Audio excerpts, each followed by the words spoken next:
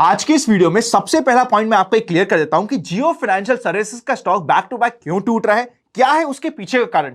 जैसे आप कारण जानोगे ना, आपको यह भी पता चल जाएगा कि आने वाले समय में किस तरीके का प्राइस एक्शन रह सकता है जियो फाइनेंशियल सर्विसेज के स्टॉक का। काफी एजुकेशनल पॉइंट होने वाला है। मैं 5 सिंपल पॉइंट में आपको एक्सप्लेन करता हूं, कंप्लीट मैटर आपको बहुत क्लैरिटी के साथ समझ आ जाएगा। नंबर 1, रिलायंस इंडेक्स का पार्ट है। नंबर 2, जिसके पास भी एक स्टॉक है रिलायंस का, उसे एक स्टॉक जियो फाइनेंशियल सर्विसेज का मिल जाता है। नंबर 3, जियो फाइनेंशियल सर्विसेज इंडेक्स का पार्ट रहेगा, मतलब जैसे जियो फाइनेंशियल सर्विसेज लिस्ट होता है स्टॉक मार्केट में, वो इंडेक्स का पार्ट रह जाता है, पर वो रहेगा सिर्फ और सिर्फ 29 अगस्त तक, यानी कि आने वाले ट्यूसडे के बाद से जियो फाइनेंशियल सर्विसेज पार्ट नहीं रहेगा इंडेक्स का। फोर्थ, जितने भी ईटीएफ्स थे, जितने भी म्यूचुअल फंड थे जो सीधा का सीधा इंडेक्स में इन्वेस्ट करते या फिर इंडेक्स को ट्रैक करते, उनके पास रिलायंस था। जस्ट बिकॉज उनके पास रिलायंस था, उसके अगेंस्ट में उन्हें जियो फाइनेंशियल सर्विसेज का स्टॉक भी मिल चुका है। पर क्योंकि 29 अगस्त से जियो फाइनेंशियल सर्विसेज इंडेक्स का पार्ट नहीं रहेगा, वो अपने पोर्टफोलियो में 29 अगस्त के बाद से या फिर जितना जल्दी हो सके उन्हें अपने पोर्टफोलियो से जियो फाइनेंशियल सर्विसेज को हटाना पड़ेगा। Fifth and final point, because उन्हें फ्री में मिल चुका है जियो फाइनेंशियल सर्विसेज का स्टॉक रिलायंस के साथ में, उन्हें बेचना पड़ रहा है मार्केट में। इसलिए जितने भी ईटीएफ्स है, इंडेक्स फंड है, वो भर भर के आके मार्केट में बेच रहे हैं जियो फाइनेंशियल सर्विसेज का स्टॉक, जिसके कारण से जियो फाइनेंशियल सर्विसेज का stock back to back lower circuit लेते जा रहा है। इतना सिंपल सा मैटर है। मतलब यह है कि इस स्टॉक में प्राइस एक्शन का कारण इस स्टॉक की कोई गलती नहीं है, या फिर ऐसा नहीं है कि कंपनी ने बहुत खराब फाइनेंशियल्स निकाल दी हो या फिर कोई न्यूज आ गई हो। ये कंप्लीट एक मैनेजमेंट का कॉल है, जिसकी वजह से आपको इस कंप्लीट स्टॉक में फॉल देखने को मिल रहा है। और ये भी काफी हाई चांसेस है कि जिस भी दिन इस स्टॉक में लोअर सर्किट खुलेगा, ये स्टॉक सीधा अपर सर्किट पे जाके भी बैठ सकता है। इसका आपको ध्यान रखना चाहिए और ये आपके लिए इंपॉर्टेंट प्राइस एक्शन का रूल हो जाएगा। सेकेंड पॉइंट के ऊपर चलते हैं।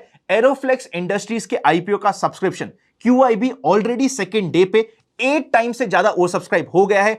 HNI कैटेगरी 40 टाइम्स ज्यादा ओवर सब्सक्राइब हो गई है और रिटेल कैटेगरी भी 15 टाइम्स ज्यादा ओवर सब्सक्राइब हो गई है। क्रेजी सब्सक्रिप्शन देखने को मिल रहा है इस कंप्लीट आईपीओ में।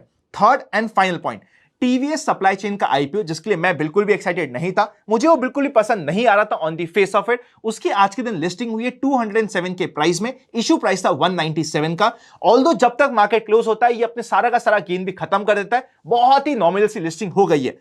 इस आईपीओ में होता या चाहता ये आईपीओ तो आराम से डिस्काउंट पे भी लिस्ट हो सकता था, बिकॉज ब्रॉडर मार्केट इतना स्ट्रेंथ में है, मार्केट इतना स्ट्रेंथ में है। ओके, मैं वैसे तो ये लिस्टिंग खराब ही है, पर फिर भी लॉस ना होना भी यहां पे कई बार हमें अच्छा हो जाता है। ठीक ठाक लिस्टिंग हमें देखने को मिल गई है। अब हम चलते हैं कल की मार्केट की एक्सपेक्टेशंस के ऊपर, पर उससे पहले आपके लिए इंपॉर्टेंट अपडेट है। सीक्रेट ऑफ मनी मेकिंग का बैच इस वीकेंड पे होने वाला है। अगर आप उसमें एनरोल करना चाहते हैं तो डिस्क्रिप्शन और पिन कमेंट को चेकआउट कर लीजिएगा। लाइव बैच होगा 2 दिन का, इसलिए 50% का डिस्काउंट है, क्योंकि पहला बैच है 2023 का। चेकआउट करना मत भूलिएगा। डिस्क्रिप्शन और पिन कमेंट में आपको सारी डिटेल्स मिल जाएगी। चलिए चलते कल की मार्केट की एक्सपेक्टेशंस के ऊपर। जनरल मार्केट ट्रेंड अभी भी अप ट्रेंड में है। पुट कॉल रेशियो 1 के आसपास है, जो काफी कंफर्टेबल हो जाता है। कल के दिन है हमारी एक वीकली एक्सपायरी, और वीकली एक्सपायरी की जो पर्सनल स्ट्रैटेजी होती है कि 9:30 बजे के बाद कॉल और पुट दोनों बेच दो और 1 बजे के आसपास कवर कर लो। कल की एक्सपायरी में भी इस कंप्लीट स्ट्रैटेजी को यूज किया जा सकता है, स्टडी किया जा सकता है, बिकॉज जिस तरीके का मार्केट प्राइस एक्शन दिखा रहा है, हो सकता है कि कल के दिन बीच में 3 घंटे से लेकर 4 घंटे का समय ऐसा हो जहां पे मार्केट फ्लैट हो जाए और प्रीमियम मीटिंग का काम हो जाए। पर कल की एक्सपायरी में towards the closing, towards the end of the expiry हमें एक अच्छा मोमेंटम भी मिल सकता है। क्या है वो कंप्लीट डिटेल, चलिए चार्ट पे और डिस्कस करने की कोशिश करते हैं। पर सबसे पहले आप एफआईएस और डीआईएस का डेटा चेकआउट कर लीजिए। 22 अगस्त को एफआईएस ने 500 करोड़ के आसपास की सेल करी थी और डीआईएस ने उतना ही अमाउंट परचेस कर लिया था। नेट में ज्यादा फिगर नहीं था, आप यहां पे चेकआउट कर सकते हैं। अगर आप चार्ट को चेकआउट करोगे, देखिए कई दिन तो ऐसे होते हैं जहां पे हमारा प्राइस एक्शन बहुत सिंपल और बहुत सीधा स्ट्रेट फॉरवर्ड होता है, जैसे कि आज का दिन था। हमने कल के दिन सिंपली क्या बात करी थी कि आज के दिन मेरा सिर्फ और सिर्फ ये फोकस है कि मार्केट में पहला सपोर्ट आता है 19,370 के आसपास। या तो मार्केट फ्लैट ओपन हो या फिर गैप डाउन ओपन हो या फिर फर्स्ट हाफ में कभी भी नीचे आए, तो मेरा पर्सनल ध्यान सिर्फ और सिर्फ था आज के दिन बाइंग की साइड। वो परफेक्टली प्लेस हो गया और उसमें भी सबसे मेन फोकस था बैंक निफ्टी के ऊपर, जिसने अपने परफेक्ट सपोर्ट से बाउंस बैक दिया और बहुत ही प्यारा सा मूव आज के दिन दे दिया है। 400 पॉइंट के ऊपर का मूव कैप्चर हुआ होगा आपका, अगर आपने कल का आनंद का फंडा देखा होगा तो। अगर हम कल के दिन की बात करें तो बहुत सिंपल सा प्राइस एक्शन बन रहा है। हम निफ्टी में ही पहले चेकआउट करते हैं। निफ्टी अपने रेजिस्टेंस के पास है। मतलब ये कि कल के दिन मार्केट में फ्लैट ओपनिंग होती है या फिर हल्की सी गैप डाउन ओपनिंग होती है, तब तो हमें पॉजिटिव साइड का मूव मिल सकता है। पर अगर गैप अप ओपनिंग हो जाती है तो प्रॉफिट बुकिंग के चांसेस रहेंगे कल के दिन में।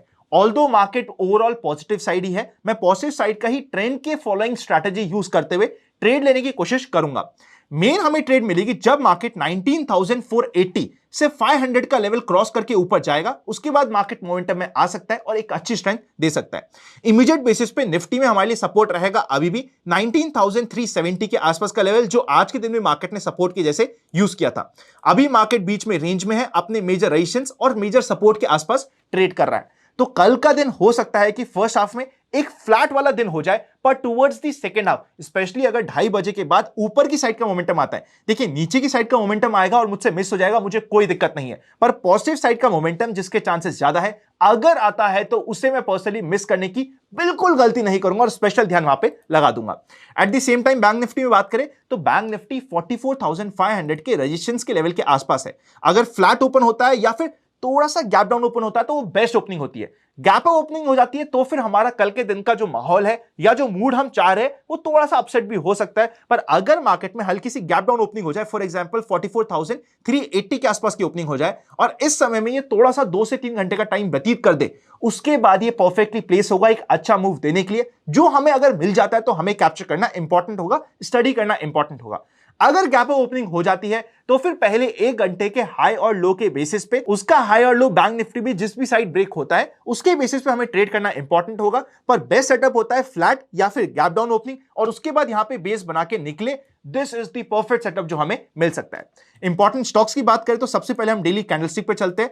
पहला स्टॉक आएगा अपार इंडस्ट्रीज, जिसमें क्लीन हमारे लिए कल के दिन 2.5 दिन का फंडा अप्लाई हो रहा है। 2.5 दिन के फंडे के लिए Apar industries will be important to study. Finally RK Forge में भी हमारे कल के दिन 2.5 दिन का फंडा अप्लाई हो रहा है। एक अच्छा पॉजिटिव मोमेंटम के बाद 2 से 2.5 दिन स्टॉक ये रुक चुका है, कल हमारे लिए सेकंड हाफ में ये इंपॉर्टेंट हो जाएगा। वीडियो अच्छा लगे तो लाइक करे बिना मत जाइएगा। Happy learning and I will see you very soon.